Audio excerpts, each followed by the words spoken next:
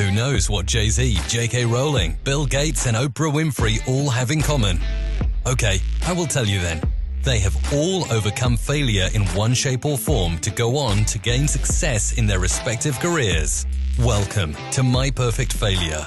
Join us as we delve into the world of our perfect failures. We will interview, explore, and discuss how our perfect failures can lead us to success.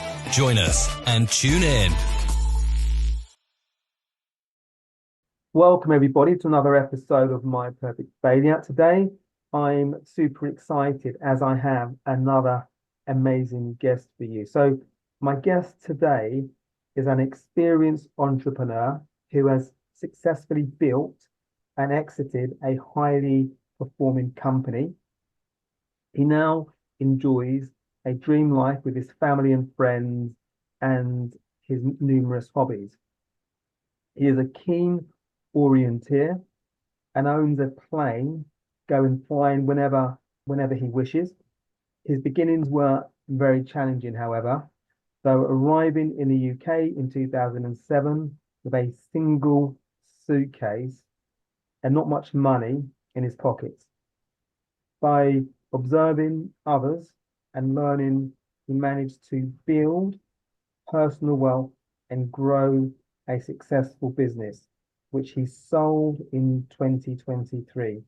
He now helps others, founders and entrepreneurs succeed through the stand back to grow process. So a very warm welcome to My Perfect Failure, Michael K Krajewski. How are you, Michael? Yeah, I'm good, thank you. Thanks for the introduction. Hello, everyone.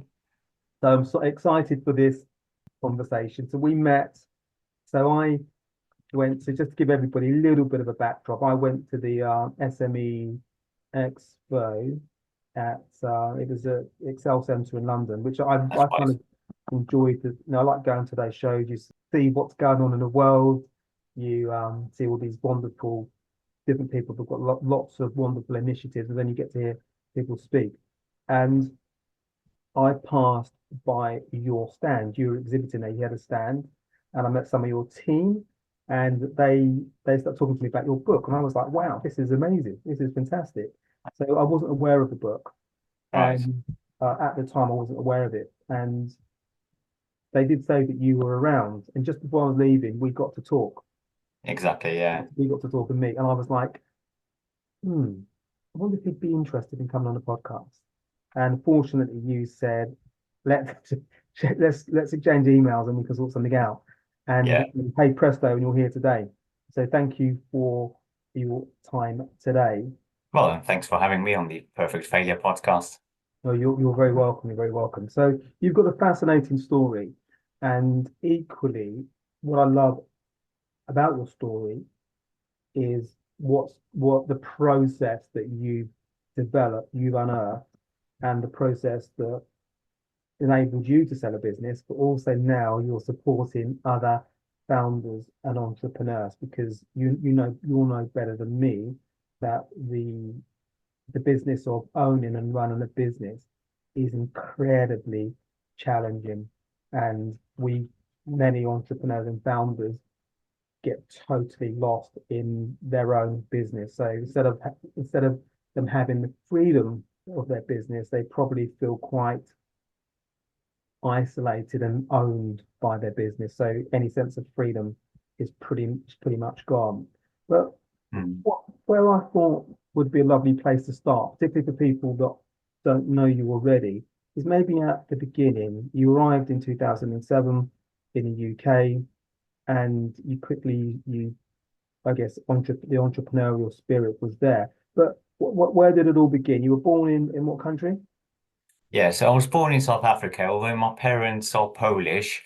They are both doctors, so they migrated in the early 80s because there was a desperate need for doctors in South Africa. And I was born there, and then we left South Africa when I was 11 years old, and we moved back to Poland. And indeed, I then went through sort of the educational system. I graduated as an aeronautical engineer, but my plan, my idea for my life was joining the army as an officer, and that was always something I wanted to do. And I wasn't aware of the fact that I'll be rejected on the basis of my dual nationality. And I only found out after doing my master's, because one of the entry criteria in Poland to become an officer is to have a master's. So I was shocked. I was like, oh my God, like I don't have plan B. So I just thought that, okay, I've got dual nationality. There's nothing I can do about it. But what I can do is go to the UK and brush up my English. Now, my English was always good because it used to be my first language, but I didn't have a single certificate that would prove that I even know a word in English. And as you can imagine, the army, they just want to see certificates and documents. So my plan was to come to the UK for 2 years and basically go crazy in terms of various courses. And indeed, that's what happened. I arrived, I lived in a hostel in northwest London, a terrible place full of bed bugs, prostitutes, drug dealers. I mean, it was a horrible place. But I was so motivated. Like I remember that feeling inside of me where I felt like a rhinoceros charging through walls, and no matter what wall someone put ahead of me, I knew I'm just going to charge through it. And that is something that it just kept me going, and I even that gave me the resilience to treat that as a sort of funny experience, like almost from the movie. But I was quite lucky in terms of getting a job in the UK. So on day 4, I had an interview and then I got the job straight away. And that job was in Richmond, southwest London. But my plan was to stay only for 2 years and do all these certificates and then reapply. But because I knew that there were issues before, this time I knew I had to have a sort of a plan B. And the plan B was to start a business. I just naturally knew that I'm a leader, and for some reason when I was a kid, probably 4, maybe 5 years old, I sort of envisioned myself owning a company and walking through an office with people sitting there and working. And it's funny that that is what actually happened with my steel company. I literally had the same office I envisioned so many years ago. So yeah, it's funny how you sort of know who you are and then subconsciously you sort of work towards achieving it. So yeah, that's how I ended up starting my business, because after 2 years, as planned, I reapplied, and then unfortunately, as expected, I was rejected again. And the moment I received the second rejection letter, I was ready to start my business. I handed in my notice to my employers, and I've been preparing for around a year. I've been doing various sort of business startup courses. I went back to my granddad, who used to be luckily a tutor of bookkeeping at a university. So he taught me accounting the old traditional way. So big sheets of paper, double entry, typing or manually putting everything in and working things out manually. So that gave me a very sort of good understanding of how money works in a business. And then I was ready to go. I just sort of was waiting to hear back from the recruitment officer, and the moment it was a no, I was good to start my business. So I could say that was my first failure, which I immediately turned into The something positive, positive, the which positive. which was starting a business. Yeah. And just to go back, so rejected a second time. Was that again because of dual nationality? Yeah. Yeah, the same Okay. thing.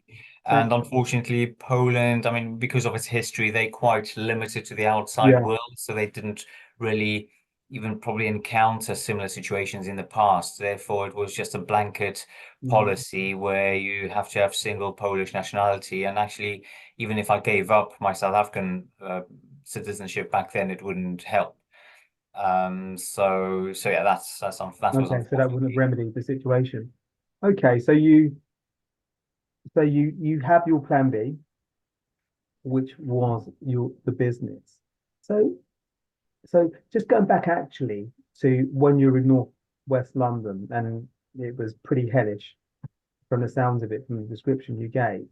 But you had this, I guess you were in a zone, and you said that you were whatever was put in front of you, you were running through walls, which I like to hear that. I don't always have that in my own DNA in terms of the makeup. So have you ever, I guess, taken a moment to think what that was? What enabled you to deal with every obstacle that was put in front of you at that time and actually just move forward, move forward, move forward, move forward?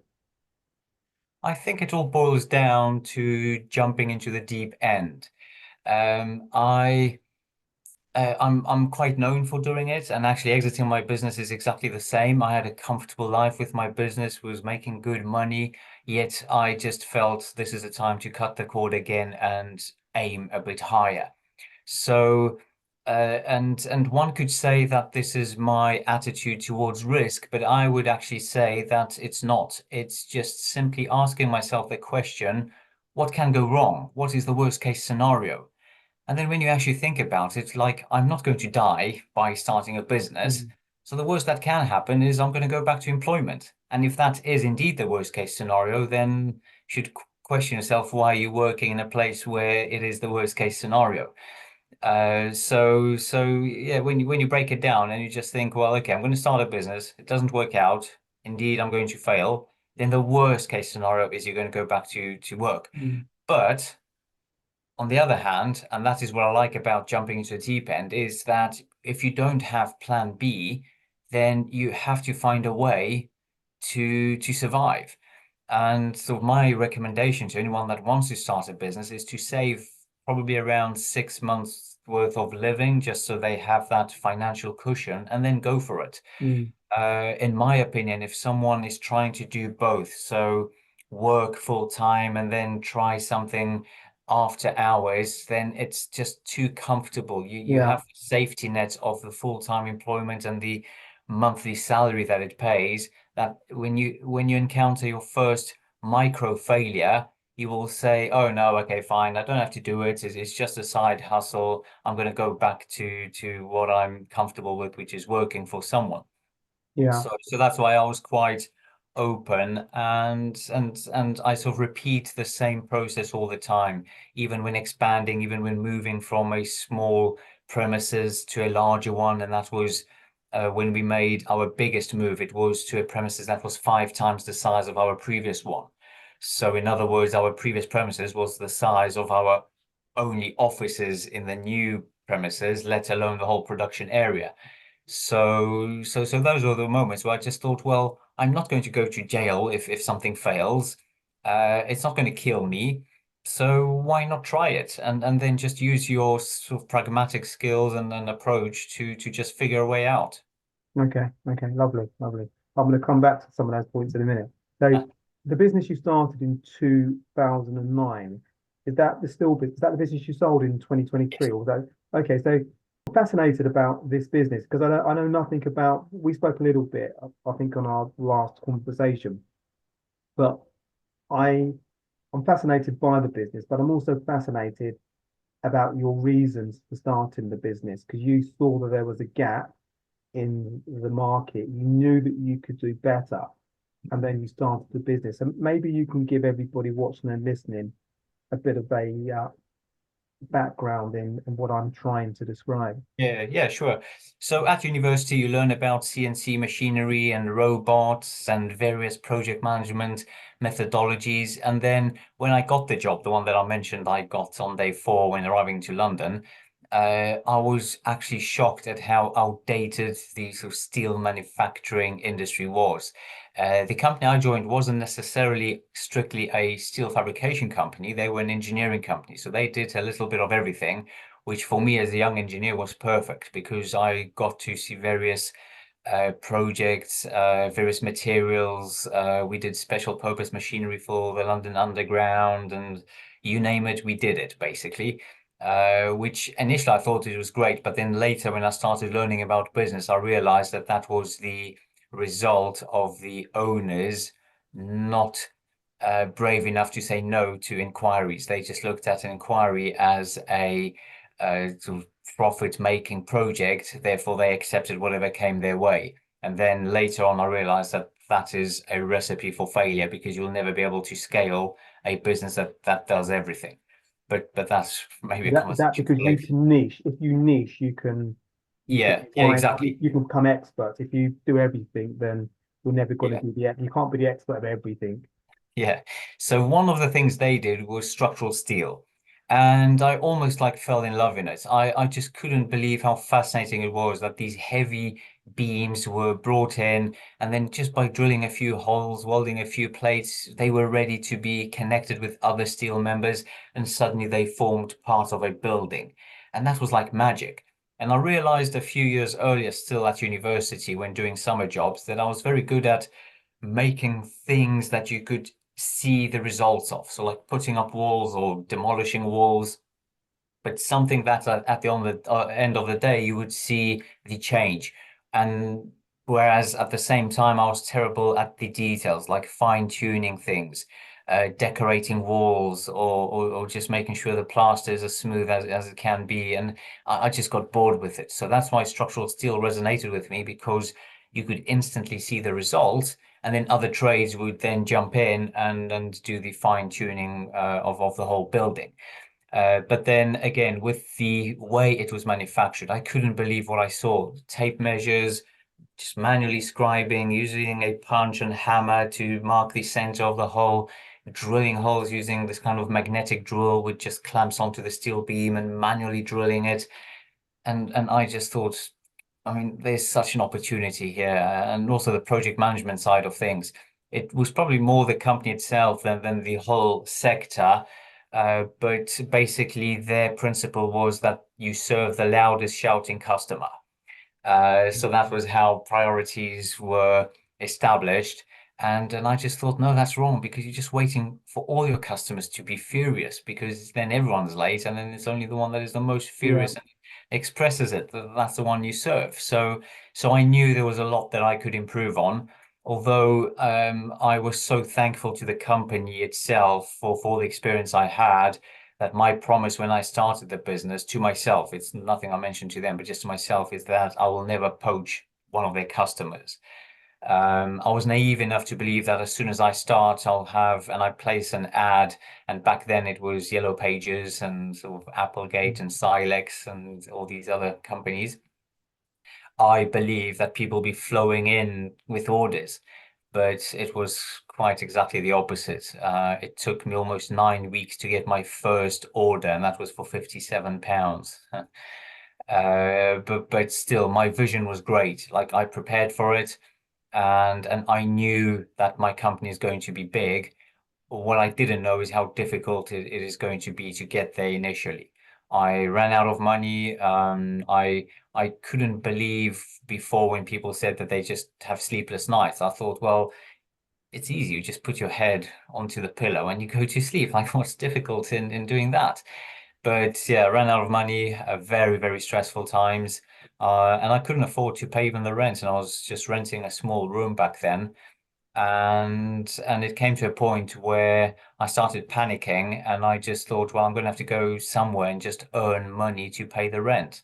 So the plan was to join McDonald's, just to earn a day's wage. But then I thought, no, I'm going to give it a last chance. Like, I'm so desperate. I have to try it.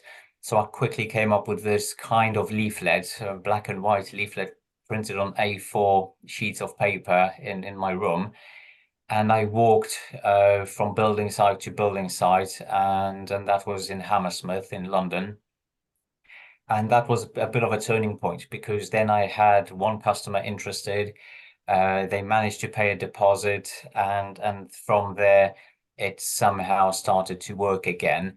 But the reason why I was so strained with money was also a story of failure, because I had a small garage that I rented out, and it was too small to keep all the steel inside. And after fabricating it, it was left outside. And the owners always mentioned, like, Michael, be careful, someone's going to take your steel. I'm like, no, who's going to bother taking steel? And then one day I arrived early in the morning, sort of 7, and the steel wasn't there, because I was planning to deliver it. And I was like, oh no, like where is the steel?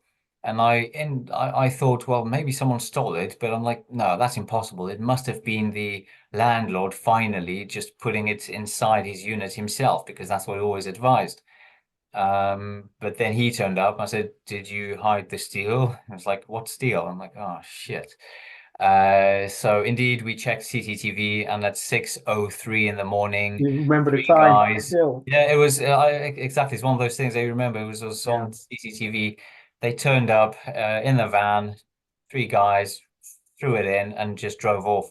And that was a time when I didn't have any credit with suppliers, so I had to pay everything up front. Okay. And yeah, I was completely out of pocket. I mean, that was a disaster. So that was the lowest low I've experienced, which was very detrimental, both my physical and mental health. I can imagine.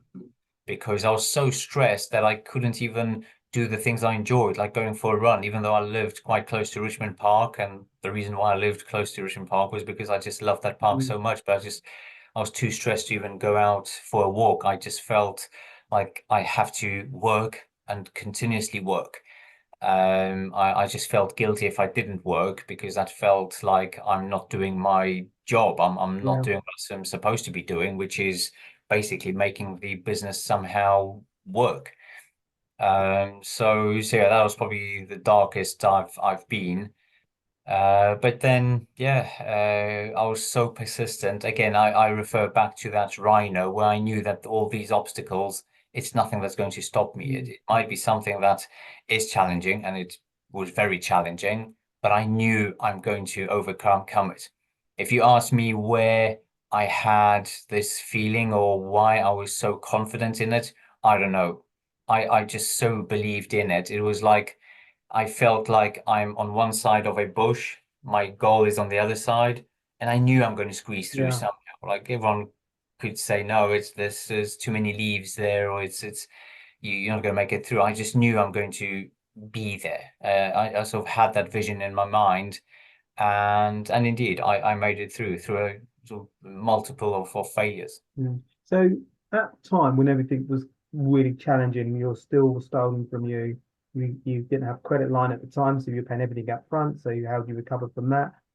Did you have family and friends at the time that were maybe advising you, maybe you should maybe think about maybe something more traditional, which is less stressful? No, not necessarily so, because my family, most of them are in Poland, Okay. and I didn't really feed back. I mean, I was in regular touch, obviously, because we're in good relationships, but I didn't feed back, and probably, and I must admit it, I just didn't want to admit failure in any Yeah. way. Yeah. If anything, I'll just brush it off, saying, yeah, it is a bit challenging, but it's fine. Okay. So no, I didn't admit to anyone. I just kept it to myself, which was probably a mistake. And now looking back, yeah, it would have been much better if I just had someone to share those pains Mm. with. Not that they will solve the problem, but a problem mentioned is a problem almost solved. So Absolutely. Absolutely. So I love the idea that you mentioned earlier. I love that creativity of doing something a little bit different, which was you weren't getting the initial results you wanted. So you decided to create a leaflet, go around the building sites in Hammersmith, and then you started to get some traction there. Was that one of the watershed moments that kind of where you started to get interest and you're able to get some momentum? Where did the real momentum start? I think that was literally the turning point, because I figured out that that is the best marketing tool. If you pay for adverts like billboards or buses, and bear in mind, internet wasn't a thing back then, Mm. like advertising online, almost non-existent. But that didn't really work. Whereas here, we had our proposition right in front of the eyes of a potential customer. So we used that tool for many, many years.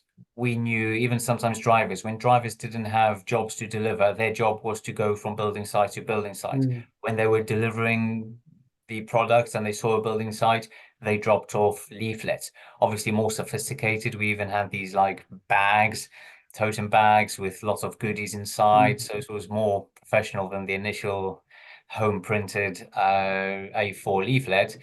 But that was a wonderful thing to discover, and that just proves the concept that through pain, the world is trying to teach you a secret. Yeah, You just have yeah, to persist, and you uncover a gem, and that was one of them. That the best way to advertise our services is by advertising from site to site. But going back to your question, I mean, there were many things that propelled our growth, like exhibitions worked very well, but that was literally the turning point because that customer, the one that paid the deposit, they were very happy. They had a few other jobs going on. They then recommended our services to others, and it started like blossom. Like suddenly we had more and more inquiries, and very quickly from then we became busy, as in I didn't have to worry about cash flow. I didn't have to worry about running out of money.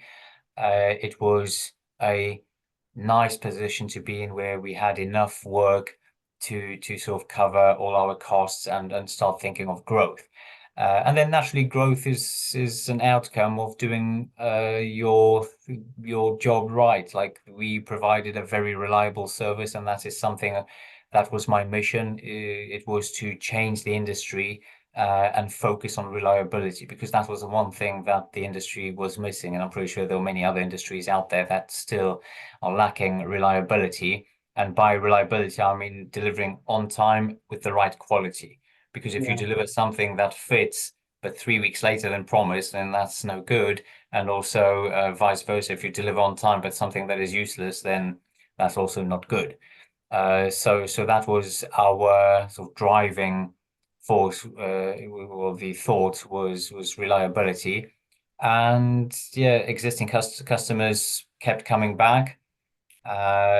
Some of our customers grew themselves, which was nice because then their orders increased, and then they recommended our services. And also it's well worth noting that builders quite often team together for a project, but then they might split and then go on their own for other projects. Yeah. So we had multiple new customers that came across our company by working previously for someone else Okay. as a subcontractor and so on. So Yeah. it just grew and grew, and then we became known for our service.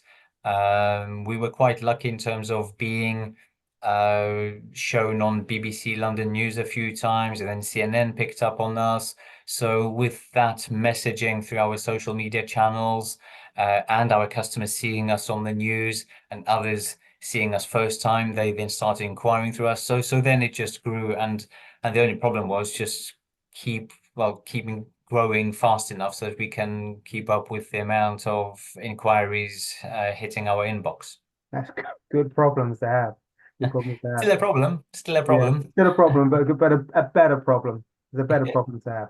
So just to get, I want to get into the book in a second, but I wanted to ask you a question. So 2009 started the business, challenging times, still stolen and cash flow, all that type of thing was going on.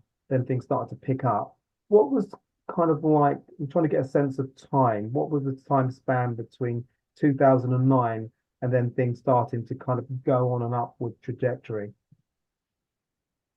So it was in 2015, which is another big benchmark. That is when we moved to the big unit. Like this was a proper big unit, something that I envisioned initially. I was hoping I would achieve that in sort of 3 years, but it happened after 6 years, which was fine. But yeah, I It's was, I quite was always quick. more I was always more optimistic Yeah. than it turns out to be. But then uh, in terms of the size, when we moved to that unit, we probably had around 15 employees. And then we took on another unit. So then we doubled size in 2000 and I think 18. And the size of the first unit was 12,000 feet, and then we took on another 12,000 feet, so we had 24,000, and the company still has. I mean, that's the size of Yeah. the unit plus a massive yard. So it was. I mean, it is a nice operation. But then between starting in 2015 I started off initially, and my plan for the business was to never have a production unit. I just wanted to be a middleman between the projects in London and the manufacturers up north. That is why the first name of my company was Struck Steel Management. So I wanted to just be in charge of the design and then managing production and logistics in terms of the installation. But it was something I wasn't aware of because I graduated as an engineer rather than sort of economics, and we were in a deep recession. To me, a recession was just a word. I didn't know what that meant, but what it meant actually was that there were no big projects out there. So my sort of target customer just almost didn't exist. And the ones that were out there, they were not willing to pay in a deposit to a company that was set up a few weeks ago. So I really quickly had to sort of change my plan about running the business. And that is why I had to go on to complete the other end of the industry and go with a small project. So that is why my first order was for £57 because there were just like 4 brackets for an outdoor ad. And so I quickly had to change the concept, even though I spent almost a year preparing for the business, but that was another failure. Like the whole business plan didn't work out. I had to quickly readjust. And that is why I took on a small garage. And that small garage was in Isleworth. So it was a bit tricky because my office was in Hammersmith, my garage was in Isleworth, and I had to sort of cycle in between. And yeah, there was some hard times. I guess you were fit. Yeah, it kept me really fit. Yeah, that's for sure. Because the driver, like supplier driver, called me saying, "Oh, I'm going to be with you in 10 minutes." I'm like, 10 minutes? Like, I'm in Hammersmith. Like, okay. So yeah, cycled like crazy to Isleworth. And then I had that garage. I then had my first employee, which must have been probably early 2010.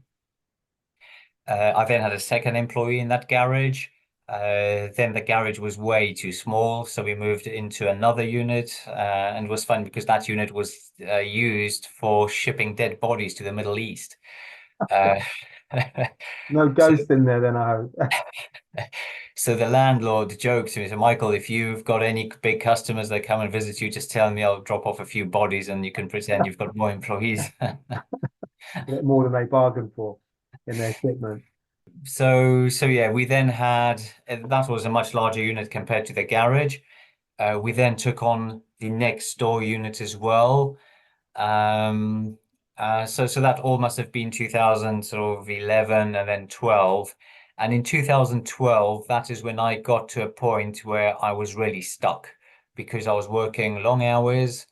And I just could not understand how I can continue my growth. Like, there's no way in the world I can work long hours.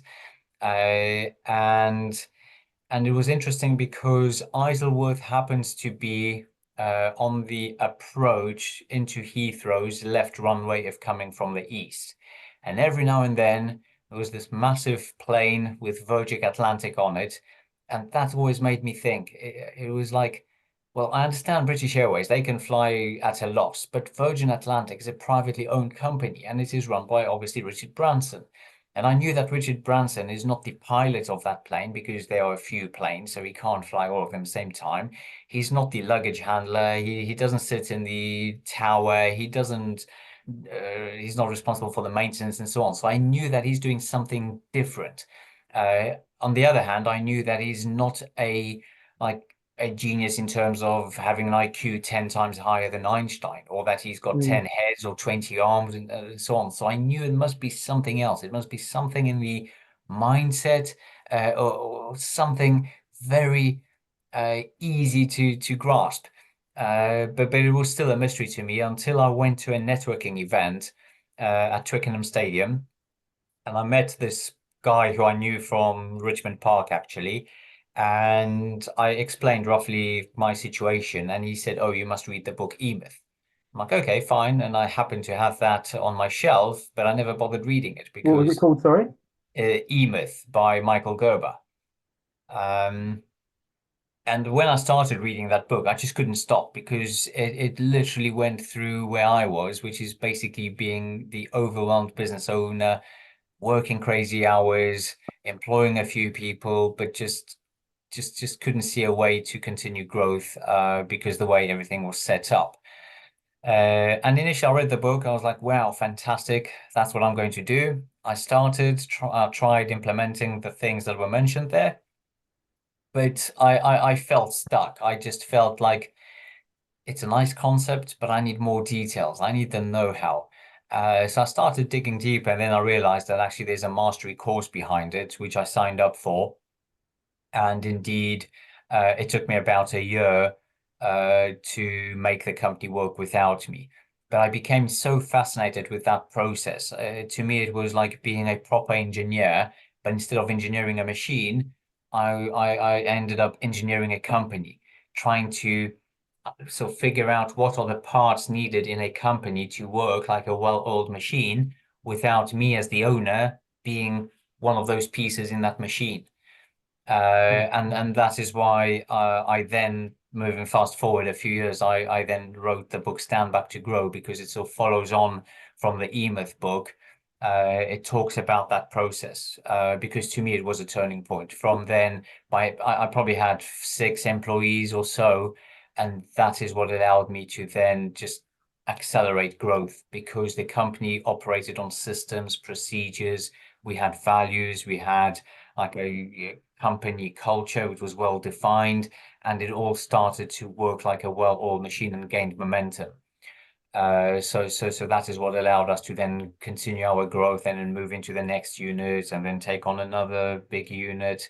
But till this day, that is my passion, trying to bridge that awkward situation where the owner is working crazy hours, overwhelmed, despite having a few employees around himself or herself. Yeah, it almost feels like to owners, because I've worked, we were talking a little bit before we hit the record button, but I've definitely worked with owners who definitely feel that they have to do everything. They have to have their tentacles around every little piece of the business, and you see them almost bursting in terms of stress, in terms of chaos, and these are bright, intelligent, bright people, but they don't have that concept of stand back to grow. Is there obviously there's lots of system. Well, we'll talk about this in a second, but I believe there's systems and processes that will help part of that, I believe. And is there a mindset shift as well as an Oh owner, yes, as a definitely. founder? Definitely. Yeah, yeah. It actually starts from the founder. You first have to change your mindset before you can change your company. Because a big part of standing back is to understand the role of the leader. So you can't be the hardest working person. And I know where that comes from, because people, quite often business owners, want to lead by example. So Yeah. show that I work very hard, therefore everyone else has to. But the problem is that we often take away the work from the employees that we end up paying to do the Mm. job, which is called a paid audience. So you pay them to watch you do the work. But your role shifts. You have to be the leader that inspires your team, that people look up to. Leaders are speakers, so you have to learn and gain the skills needed to speak to your team, even if it's only a few people, but you have to stand up, talk to them, explain where we are, where we want to be, how we are going to get there, and step up to that role. Next, a very important part of standing back is to also shift your focus from the now to the future. The now is in the hands of your managers and employees, because that is just fulfillment. Whereas it is the leader's responsibility, or the owner's, to think about where we want to be in the next 2, 5 years, and then how we're going to get there. Work out a strategic plan and then tactical plan. Think the money, how much do we need to save, or how much do we need to borrow if needed, and how we're going to get to where we want to get to. Sometimes a company needs to make a major pivot because you might be in an industry that is coming to an end, like the famous typewriters in the past. If Yeah. someone typewriting, well, then they had to pivot into computers. Otherwise, they had to close the company. So the same is true all the time. And unfortunately, I think the pace has increased now. You might be doing something which is top notch at the moment, but in 2 or 3 years' Yeah. time, that might be out of date. And that happens a lot in different industries in tech. I've seen it happen in industries that I've been in where something has been flavored, literally something has been going along amazingly well, amazing well, and literally overnight, it's almost the taps are turned off, and that's what that seemingly thriving business has nowhere to go because the industry has shifted, and what the service that they offered is the service that is going to be that is going to be moving forward. Yeah. The algorithm has changed. Yeah, but that's easily done if the owner is stuck in doing the day-to-day sort of tasks. Whereas that's what I'm referring to, where the owner should be Yeah. going out to networking events, exhibitions, to basically see what's on the horizon, like look out for changes in the industry and make the right decisions at the right time. Some of them could be very unpopular, but they have to be made just to save the company or to actually make it successful. Yeah. And so the idea is, if I understand, so for founders and entrepreneurs that have got their own business that are listening and watching this now, is to get to that point where you've got a business that doesn't own you, you own the business, and you you've got the business doesn't depend on you to be there 24/7. So if your partner says, I'm booking us to go on holiday for a fortnight to the Maldives or wherever it is, actually you can go on that holiday and you don't have to be like on your phone the entire time you're there, or take your work laptop with you. So your wife goes out, but you're going to stay in the bedroom and you're going to be on the laptop and you're going to be working, working, working. That isn't what we're talking about here. We're talking about the opposite. Exactly. And there are multiple examples. Even the laptops we're using, the designers aren't embedded in those laptops. They've designed them once and they made these laptops work without them having to be present for the laptops to work. Cars, exactly the same concept. The designers are not part of the pod. They don't have to sit next to you for you to use the car. They've been designed as standalone machines. And that is how a company should be built, so that they are Yeah. standalone machines, because only then you have the right perspective. You can see the company and understand what's working, what isn't. And then also with the strategic decisions that we've just discussed, you can then decide which way we should position the whole machine so that we don't end up being a dinosaur in our dying industry. Yeah. And it's also, we covered this a little bit, but operationally, processes and the operational side, that is, I guess, you pivot there. So that's in order. So you've got a lovely, effective, impactful process in place, not something that kind of is the opposite. That doesn't really work. It just means people have to invest more time in correcting things because there isn't a process in place. Yeah, although I would say it's more complicated than that. It's like looking at an orchestra and trying to say which instrument is the most important instrument. Like they all play together to Okay. create that wonderful music. So here it could be that you might have the best systems in place, but what you are doing is flawed. Therefore, those systems are just supporting something that is flawed. Again, without saying which one's more important, but one of the important things that has to be done is converting a service into a product. So by that, I mean not offering your services as a service, like you tell us what you want and we'll do it. Sit down and think what are the orders that you most often get, and then build them as a package saying, okay, we do this product. It could be a service, like could be developing something, but it's as a product, presented as a product. And then you could have variations. So you have this as a product, and then you have a premium version or a basic version. And that becomes a wonderful place to be in, because you can start playing with pricing strategies. Yeah. It simplifies marketing because you clearly define what's included in that product, what's excluded. Employing salespeople is easy for them to pitch customers. It's much easier because they can focus on one thing. And in order to fully understand this concept, I really recommend a book called Built to Sell. It basically talks about a marketing company that does everything. TV ads, radio ads, leaflets, business cards, logo design, websites, everything. Therefore, the only way they can operate is by employing all-rounders. Therefore, they end up not being a specialist in any of those fields. Yeah. And in short, they realize that they are the best at creating logo designs. Therefore, with a lot of pain, they ditch all the other services and focus on that one thing. And they've created the 5-step logo creation process. So now you know exactly what that company does. They create a logo in 5 steps. And then again, marketing is easy.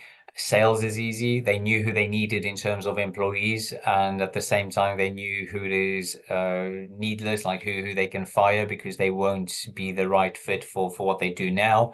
And then by simplifying it, by productizing it, they were able to then scale and sell, because even the buyer knew exactly what they're buying. They're buying a company with the expertise of creating that one thing built nicely into a sort of product. Whereas if it's just a generic marketing company, then it's very difficult to even understand the value of that company. And quite often in those situations, the only value are the owners or the owner, him or herself. Yeah, it's that point of difference, that niching down. Yeah, so that's just one area, that's productization. But then, yes, you need the systems and procedures, you need the right financial reporting, you need the right KPIs, you need the right sales process, you need proper marketing, because you might be the best company in the world, but if no one knows about you, well, then no one is going to knock on your door.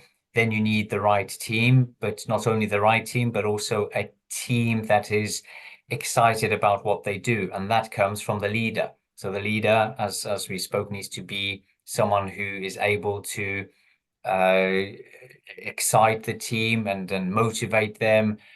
So it all sort of works together like the orchestra I mentioned.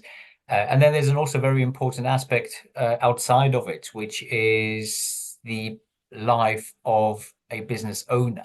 Like running a business is only a small part of their lives, because outside of it, they have partners, they have families, they have friends, they're all the other aspects of life that unfortunately get neglected very quickly when we as business owners delve into our businesses.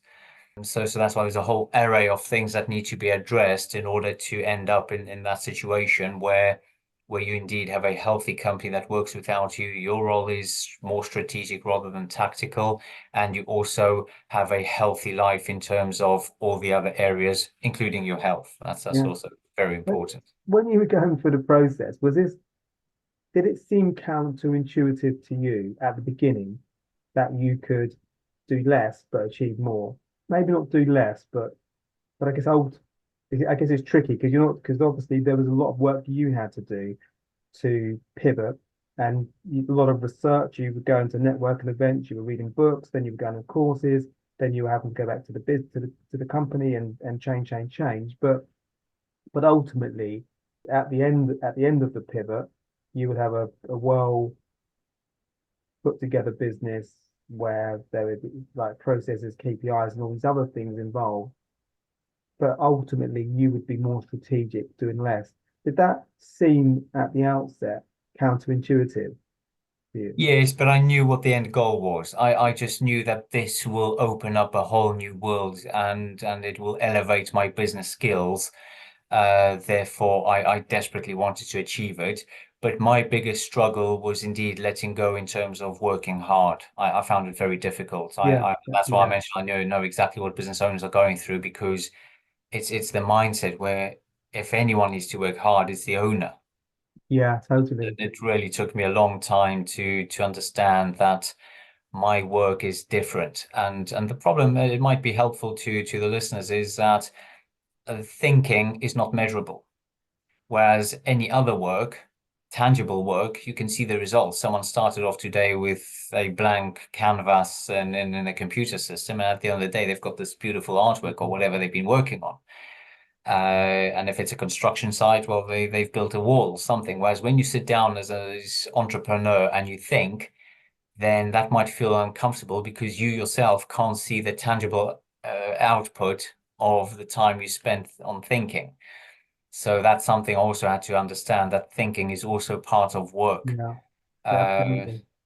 And just around the pivot you had to make, and maybe for other founders and entrepreneurs that are watching now or listening, and they're thinking, this sounds wonderful to me. It's definitely something I need to investigate. You know, they want to read your book and they want to go through the process. mm.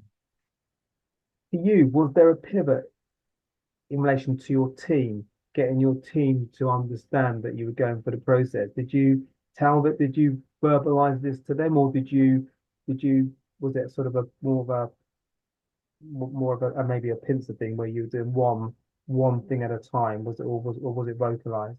Yeah, it's interesting you mentioned it because yes, I was explaining it to the team, but what I've learned later on was that it wasn't a big deal for them. Okay. And I actually did it more for my own sake, just to sort of find an excuse. And I felt guilty myself. So just by mentioning it to my employees, I felt better about not working hard anymore. But for them, it was natural. And for them, sometimes they themselves thought that, well, why is Michael getting involved in the things that I should be doing? Yeah. Okay.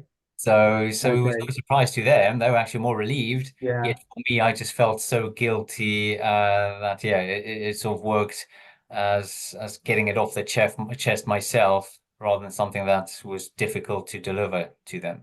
Okay. So we definitely want to. We have covered this a bit, but if people can't see this, I try and maybe you can see. Can you see it now? Yeah, we can see it now. Perfect. Okay. So if you tell us a little bit about the book, why you decided you wanted to write the book, and the people that want to get the book, particularly founders and entrepreneurs, or maybe there's people generally, you could be a college professor or something who wants to get it. So tell me about the idea about the book and what people can expect from the book. Yeah, well, the book is written as a business novel, so it's basically a story about Bob Bingham, who is really overwhelmed. He employs quite a few people actually, but just has control of everything and can't let go, which is typical scenario for most businesses. And the way I sort of approached the book was that I was told by many people, even my mentor said, Michael, you should really write a book. And I kept saying, well, there are other books about business, like who am I to write a business book? And then it was specifically one of my mentors, and she said, Michael, I'm into cooking, and guess how many cooking books are out there? I'm like, okay, yeah, probably quite a few. And Yeah. said, yeah. And every month there's a new book, and I still end up buying them because every author's got a different take on things. It might be a single sentence that just sparks a new idea. So that sort of plucked the idea, and and the main reason why I wanted to actually write the book was because to me that was it was a turning point. It was a game changer. Understanding that a company should work without the owner. That was what really propelled my growth, changed my life completely from being the overwhelmed business owner to a proper businessman where I could sort of leave the company and go out to exhibitions and various networking events and even acquisitions. I went down the M&A route, mergers and acquisitions, and having strategic talks about various sort of corporate sort of moves, both acquiring or merging. So it really felt like elevating. It's like being promoted to the next league up. Yet this knowledge is not widely available, and hardly anyone talks about the fact that most business owners will end up in this trap where their company has been built around them, which is a natural outcome of starting on your own and then just adding people to your company. So I really wanted to share that knowledge. Plus, I quite often sort of feature on various stages, and I sort of help business owners. I share this knowledge and my experiences. So I knew I will write that book. And I reached out to a publishing company once saying, okay, I've got this idea for a book. So we've agreed to meet up with a writer and we spent the day together in London with a big table and a lot of blank placards. We started filling out the chapters, the sub-chapters, what the content will be, and then sort of organizing the framework for the book. And I went back home very happy and excited, and I started writing it. And very early in, I just thought this is going to be a boring book. Like, oh my God, like not because the content is boring, but it's just the way it was presented. It would have ended up being just another how-to book, which is basically boring. And I knew that the best way to deliver a knowledge is through storytelling. And I knew that because I did a few sort of talking or presenting courses, and then they always refer to storytelling. So I thought, okay, I'm going to have to write it as a novel, but I'm an engineer, not a writer, and I'm not creative enough in that area to write a novel. So I went to my bookcase, I had a look at all the wonderful books that I've read and the ones that I remembered most. And then I came across the most famous business novel, The Goal, by Eliyahu Goldratt and Jeff Cox. It talks about the theory of constraints. And for a moment, I sort of had this idea, yeah, I'm going to reach out to Jeff Cox. But then at the same time, I immediately had self-doubt. It's like, well, who am I to reach out to Jeff Cox? I mean, this world famous business novel writer and so on. But then again, referring back to my jumping into the deep end approach, it's like, well, what can go wrong? Like he might not reply to the email on me, or he might say, no, sorry, I'm not interested. And that's the worst case scenario. So there's nothing to be afraid of. And then indeed, I sent the email. And after a few days, he came back saying that he's semi-retired, but for the right project, he's willing to come back into writing. And this sounds like a good contender. And I just happened to have some training planned in the United States, some business training. And on the way back, I made a detour, visited him. We spent the day together and agreed to write the book. And then a year later, we ended up with this book. So I'm very proud of the book. It's written the way I wanted it to be. It's very engaging. There's always something just about to happen. And then there's a lot of knowledge that is embedded into the story. It might feel sometimes like it's rushed, but I wanted to keep it short. But also I just felt that if we miss out on some of the concepts and we don't include them in the book, then there will be parts missing. So I'm really, really glad with the overall outcome. No, wonderful. And I was thinking as well, it's almost the book, probably, or maybe get your thoughts on this. It's almost a book that you should have when you're about to start your business as well. You don't have to actually be like 2, 3 years in. You have this at the start. If you're thinking about becoming an entrepreneur, get this now, read it over and over again, because this will help you in terms of getting those real fundamental principles in place. So actually, they don't have to go through all the challenges that you have to navigate. They will have, you're going to navigate challenges because that's part of it, and that's part of our growth, that's part of our learning. But the real core things that the book talks about and you described during our discussion today, these things they won't have to encounter. Exactly. Like you used all the right words, and there's probably not much I can add to it because it's spot on. I wish I had that knowledge before. It would save me a few years of bouncing off all these pains, like, I should be working, who am I not to work, and have my employees work harder than myself, and even not understanding my role. Like I Yeah. said, the owner should be the strategic thinker and the grower of the business, not the hardest working person. So yeah, I wish I read this book before, and like I say, it's all the principles they apply from day one. If you Yeah. understand that one day your company should work without you, then you will start documenting things and think in the right way straight away. So yeah, definitely I recommend it to anyone even thinking of starting a business. Absolutely. And so the book, we can get this, I'll put it there again, Amazon. On Amazon, yes, it's available in all four formats, so softback, hardcover, audiobook, and also as Kindle or ebook. And the audiobook is also very nice. It took me some time to find the right voice artist, and I'm really proud of the outcome as well. So Okay, it's very wonderful. And nice to maybe you listen can to. even gift it if you know somebody that's in business.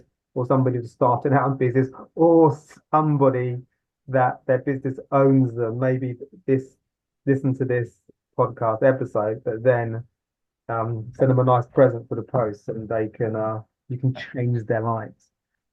And also, Michael, I know now that you've got a massive commitment to supporting businesses, founders, and so forth. I don't know whether you want to expand on that, and then I'm going to get to your three inspirational people for dinner question.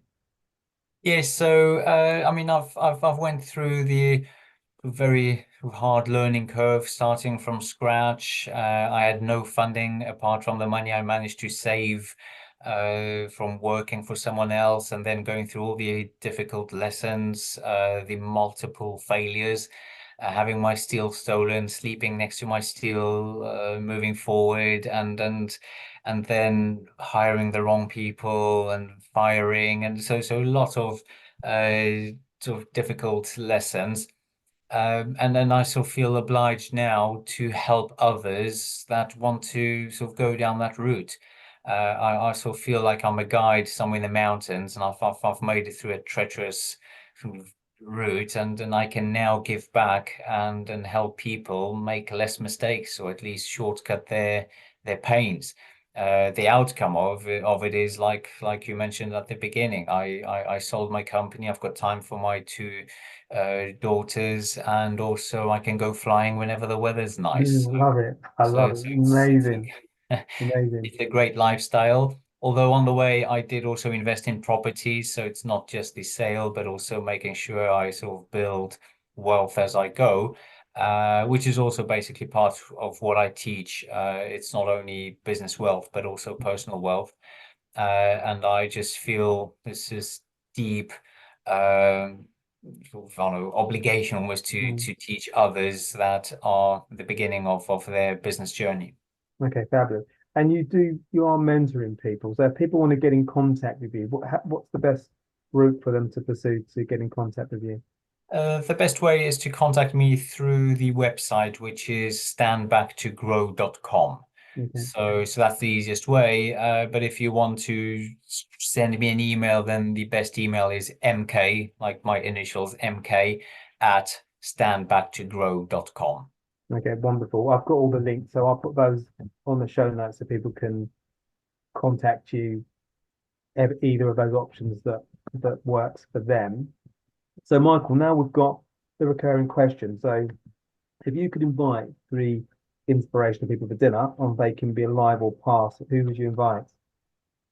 Okay, so the first person would be Ray Kroc, the claimed founder of McDonald's, Yeah. but he obviously bought McDonald's. He started off the whole idea of building a company that can scale. Mm. And when we think about it, McDonald's has 30,000 outlets, and Ray Kroc is not alive anymore. So that just proves the concept that it is possible to build a global company that just continues working, even if the owner's not alive anymore.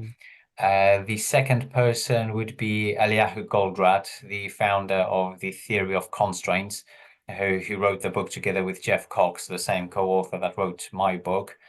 Fascinating figure. Unfortunately, he's not alive anymore, so I can't meet up with him for dinner, but I know the people that worked with him, and he was apparently a genius. He was such a smart person, so I wish I could talk to him. And then the third person, he is alive, so I might reach out to him. His name is Marcus Lemonis.